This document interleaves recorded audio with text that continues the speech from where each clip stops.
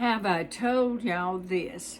This is a collection of stories about things that happen in our lives. Dennis Mitchell is my husband, and my name is Nelda Spell Mitchell. These stories are in 2 volumes. If you will just check with Amazon, they'll send them right to your door.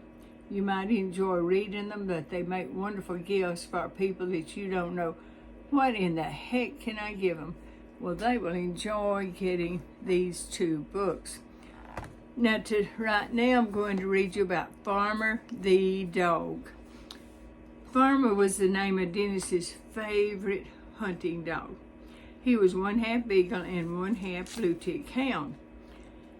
Blue tick Bill was the daddy of Farmer, and he could find a deer trail that was 2 days old, but he would go backwards on it. Well, that was a trait that Farmer had inherited from his dear old dad. But Dennis soon trained himself to help Farmer get started on the right direction. When Farmer would go the right way on a trail, he was persistent and would keep going until he jumped a deer. His find was always announced by his unusually deep hound vocal rendition of hoo, hoo, hoo. These features were admired and talked about by all the hunters who knew him. They also gained Farmer a first-class, all-expense-paid deer hunting trip to Fayette in Jefferson County, Mississippi. That is a county way down in southwest Mississippi, close to the river. First class meant that he was to ride in the cab of the pickup with Dennis. 2 other hunters, Jimmy Rogers and Lavelle Upton, were following in another pickup. About halfway on the 100-mile trip was a Georgia Pacific plant near Monticello, Mississippi, that cooked pine trees as one part of their wood production process. Every once in a while, someone at the plant lifts the lid on the boiling pot, letting off steam that is saturated with odors that are recognized as a smell similar to hydrogen sulfide, or better known as rotten eggs. The new 4-lane 84 highway bypasses the town of Monticello, and it bypasses the Georgia Pacific plant. So, out of sight, out of mind. Dennis only saw thick stands of timber and hedge bushes that lined both sides of the highway as he drove along, thinking about the record deer that he hoped to bring back home in a few days. The wind that particular day was moving toward the east as Dennis drove west, with his friends behind in another pickup. At intermittent times, the cooking pot lid at Georgia Pacific was lifted, and puffs of west wind carried the steam eastward that could be smelled from miles away.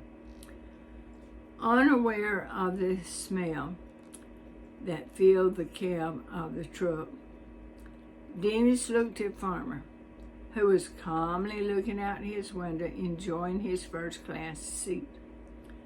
The pot lid continued letting off steam in spurts. The smell worsened. Dennis rolled down his window a bit. Farmer looked around at the movement of the window, but he did not change positions. The smell worsened. Dennis shook Farmer and said, "Oh, gracious, Farmer." Then he opened both windows completely. That did not lessen the smell.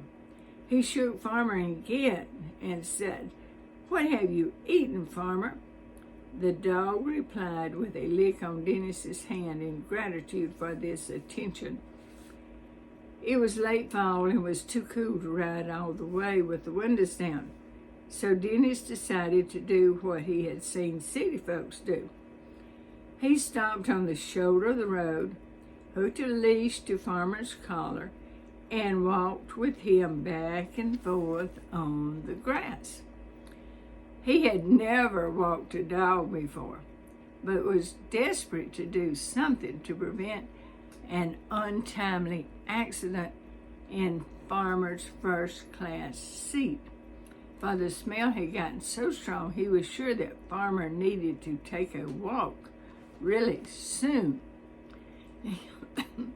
Jimmy and Lavelle passed by and saw Dennis and Farmer walking about 50 feet from their truck. Alarmed, they made a quick U-turn to investigate the situation.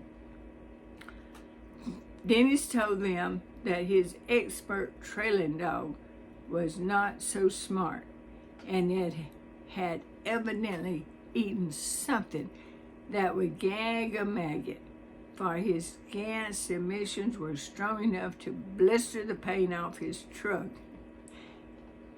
He was just trying to leave a worse emission on the roadside instead of in his truck.